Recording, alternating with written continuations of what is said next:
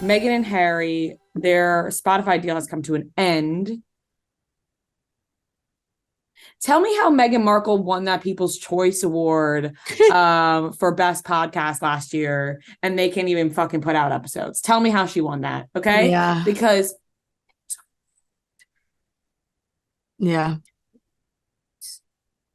for her, I can't. You're whispering, but I can't. It's a whisper that I can't actually hear. Oh, okay. Well, I'm saying that,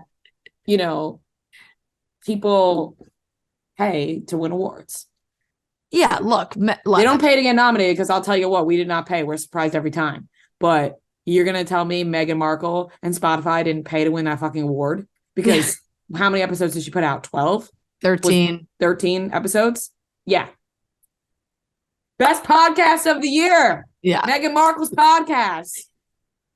I'm not going to lie. I honestly forgot about that whole angle. I was just going to say that is just incredibly impressive. I don't know if I'm either like shockingly impressed by how little they've done and how much money they've been paid, or like I'm shockingly offended. And it's just like, what incredible work ethic. So their Spotify deal, they signed a 3-year, $20 million Spotify deal. And in that time, they produced 13 episodes of Meghan Markle's podcast.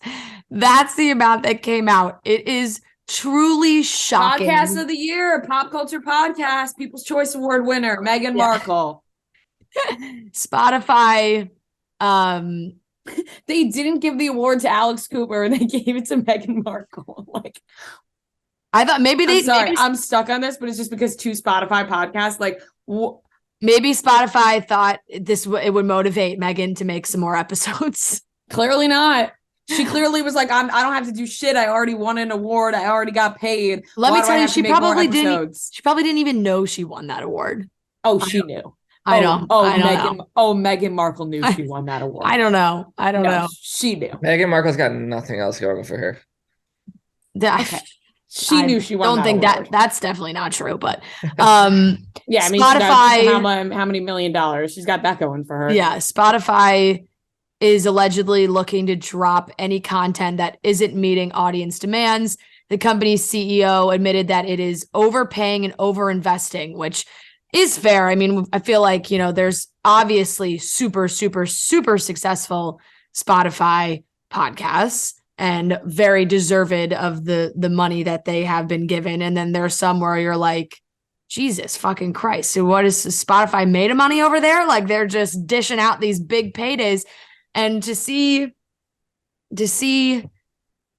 20 mil for 13 episodes come out. I want to I could probably do this math in a better way, but let's see. $20 million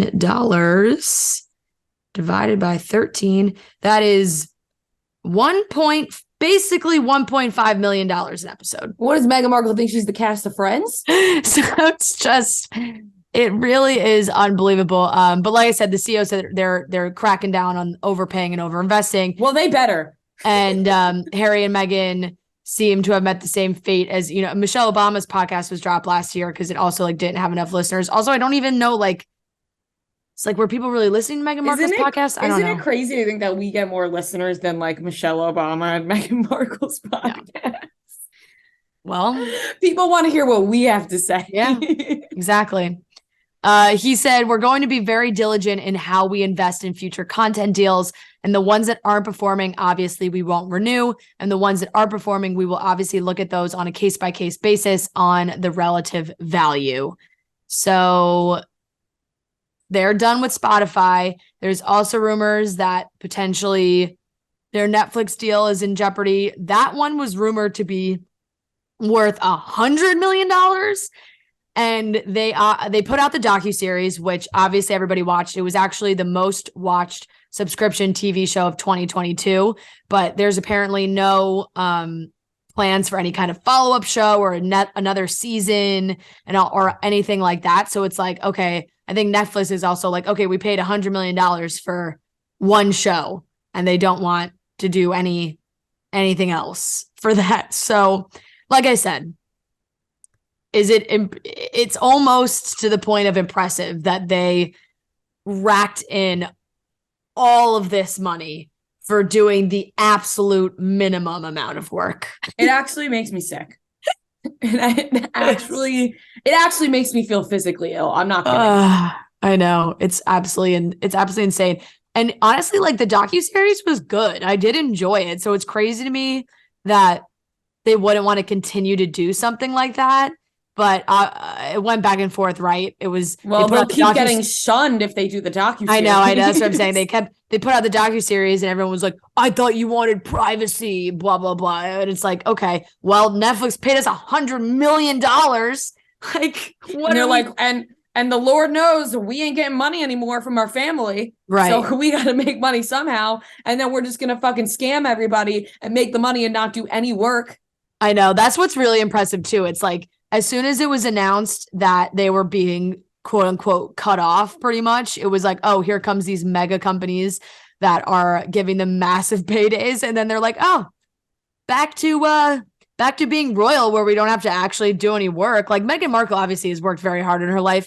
Prince Harry has as well in different aspects. Like, I'm being a royal, no, his like military career, things like that. Well, I won't talk shit about that. But as far as like just royal duties, it's not like really groundbreaking and crazy things here. But for them to now just kind of be floating off with all this money and not a lot to show for it.